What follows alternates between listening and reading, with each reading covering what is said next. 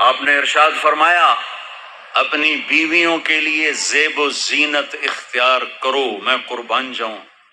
میں تو آپ کو نبی کا دین بتا رہا ہوں، آپ کا تو دین بڑا اوکھا کام، بیوی واسطے چنگے کپڑے پاؤنا اوکھا کام۔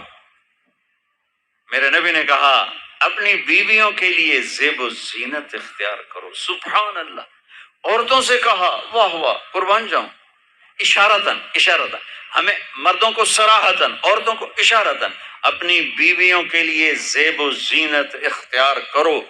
بنو اسرائیل میں زنا اس لیے پھیلا کہ مردوں نے بیویوں کے لیے زیب و زینت چھوڑ دی تو وہ غیر مردوں کی طرف مائل ہو گئیں، اور پھر عورتوں کو فرمایا کہ خامدوں کے لیے تیار ہو۔ کیسے؟ آپ نے فرمایا جنت کی حور اپنے خامند کے لیے ایسے تیار ہوگی جیسے ام سلمہ میرے لیے تیار ہوتی ہیں۔ سبحان اللہ، سبحان اللہ۔ ابھی عورتوں نے شادی پہ جانا ہو تو بیچارے مرد دی مصیبت آئی ہوندی ہے، اودیاں ترے جتیاں ترٹ جاندیاں نے کپڑے ڈھو ڈھو کے، اور خامند کے لیے تیار ہونا ہو تو انہوں موت پہ جاندی۔ اپنے خامدوں کے لیے تیار ہو ورنہ وہ اور عورتوں کی طرف مائل ہو جائیں گے۔ یہ اس میں خفیہ پیغام ہے۔ میرے نبی حیا والے ہیں، پاکیزہ زبان، پاکیزہ ذات۔ مردوں کو صراحتاً فرما دیا اپنی عورتوں کے لیے تیار ہوا کرو۔ بنو اسرائیل میں اس وجہ سے فحاشی پھیلی۔ اور پھر اشارتاً جنت کی حور اپنے خامند کے لیے ایسے تیار ہوتی ہے جیسے ام سلمہ اللہ کے رسول کے لیے تیار ہوتی ہیں۔ جب حضرت فاطمہ رضی اللہ تعالیٰ عنہ کی شادی ہوئی اور نکاح ہو گیا اور رخصتی 1 ماہ بعد، 2 ماہ بعد، 6 ماہ بعد، 1 سال بعد یا فوراً، یہ ساری روایات ہیں، لیکن زیادہ صحیح ہے کہ کچھ عرصے بعد رخصتی تھی، فوراً نہیں تھی۔ تو جب حضرت علی نے آ کے رخصتی کا مطالبہ کیا حضرت ام ایمن کے ذریعے سے، تو آپ نے حضرت حفصہ اور حضرت ام سلمہ اور حضرت عائشہ ان تینوں سے فرمایا کہ تم جانتی ہو نا میری بیٹی فاطمہ مجھے کتنی محبوب ہے، میری بیٹی کو دلہن بناؤ۔ اللہ اکبر، میری بیٹی کو تیار کرو۔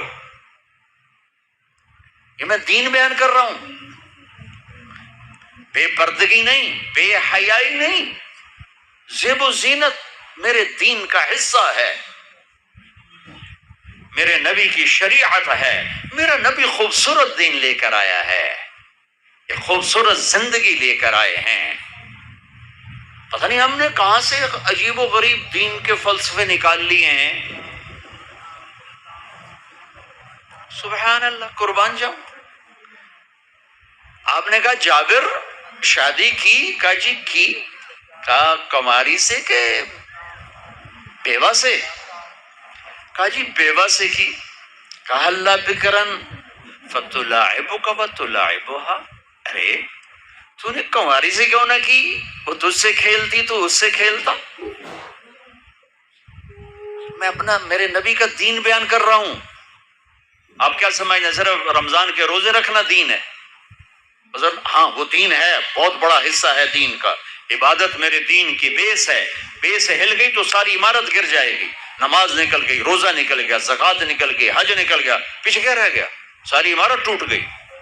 لیکن یہ بیس کو عمارت نہیں کہتے، ہاں بیس پر عمارت کھڑی ہوتی ہے۔ میں عمارت کے کچھ خد و خال بتا رہا ہوں، کچھ نقش و نگار بتا رہا ہوں کہ میرا نبی دین کی عمارت ہمیں کیسے دے کر گئے۔ کبھی آپ نے میلا کپڑا نہیں پہنا، پرانا کپڑا پہنا، پیوند لگا کپڑا پہنا، میلا کپڑا زندگی بھر نہیں پہنا، زندگی بھر۔ اور آپ کے بدن مبارک سے، آپ کے پسینے سے ایسے خوشبو آتی جیسے مشک سے خوشبو آتی، دنیا کے سب سے مہنگی خوشبو۔ آپ حضرت ام سلیم کے گھر میں آرام فرما رہے تھے دوپہر کے وقت، تو آپ یوں کر کے سوئے ہوئے تھے، یوں یہ کونی آگے نکلی ہوئی تھی۔ آنکھ کھلی تو دیکھا ام سلیم نے یہاں بوتل رکھی ہوئی، یہاں تو آپ نے کہا کیا کر رہی ہو؟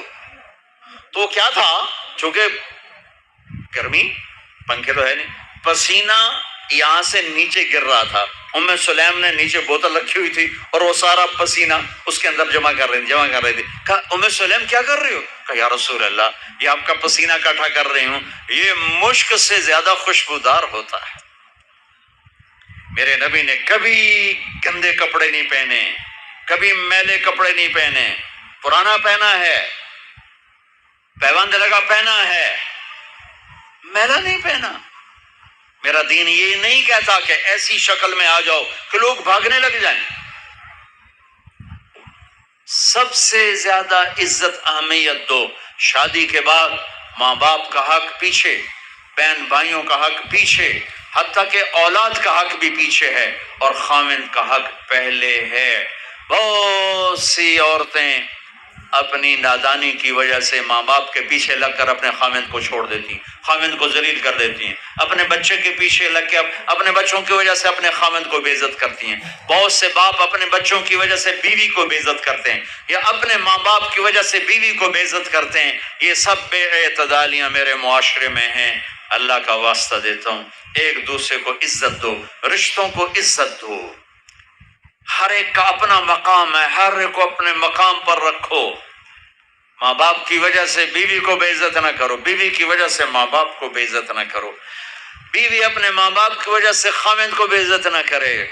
یہ وہ رشتہ ہے جس میں اولاد بھی نہیں داخل ہو سکتی. اولاد کو بھی پیچھے کیا گیا ہے خاوند اور بیوی کے رشتے میں. اور یہ وہ رشتہ ہے جس سے میرے اللہ نے اپنی نشانیوں میں سے ایک نشانی بتایا ہے. ایک نشانی، من آیاتہ ان خلقکم من تراب. میں ٹپس پڑھتا ہوں آیات کے، ساری آیت نے. میری بہت بڑی نشانی تو میں مٹی سے بنایا. واقعی نشانی ہے نا بھائی؟ ارے بولو. من آیاتہ خلق السماوات والارض. میں نے ایک آیت چھوڑ دی، بعد میں پڑھوں گا. میری بہت بڑی نشانی زمین آسمان کا بننا. واقعی بہت بڑی نشانی. من آیاتہ منامکم باللیل والنہار. میری بہت بڑی نشانی تمہارا سو جانا اٹھنا. واقعی بہت بڑی نشانی. من آیاتہ یریکم البرق خوفا وطمعا. میری بہت بڑی نشانی بادل، بجلی، گرج، بارش. واقعی. من آیاتہ ان تقوم السماء والارض بامرہ. میری بہت بڑی نشانی زمین آسمان کھڑے ہوئے ہیں. من آیاتہ ان یرسل الریاح مبشرات. میری بہت بڑی نشانی کہ گرم ہوائیں ایک دم ٹھنڈی ہو کر بادل لے کر آتی. اب میں وہ آیت پڑھتا ہوں جو میں نے چھوڑ دی تھی، اور جو شاید آپ نے اس اینگل سے کبھی سوچا نہ ہو کہ اللہ کس چیز کو اپنی نشانی کہہ رہا ہے اور کتنی بڑی بڑی نشانیوں میں اس کو لا رہا ہے. میری بہت بڑی نشانی مٹی سے بنایا، میری بہت بڑی نشانی زمین آسمان بنایا، میری بہت بڑی نشانی جاگنے سونے کا سلسلہ بنایا، میری بہت بڑی نشانی بارش، بجلی، گرج، چمک، میری بہت بڑی نشانی زمین آسمان کا تھمے رہنا، میری بہت بڑی نشانی ہواؤں کا بادل لانا. اب سنو، من آیاتی ان خلق لکم من انفسکم ازواجا لتسکنوا الیہا وجعل بینکم مودۃ ورحمہ ان فی ذلک لآیات لقوم یتفکرون. اللہ اکبر. صرف یہاں یتفکرون کا لفظ اللہ لے کر آئیں کہ غور کرو گے تو پتہ چلے گا نشانی کیا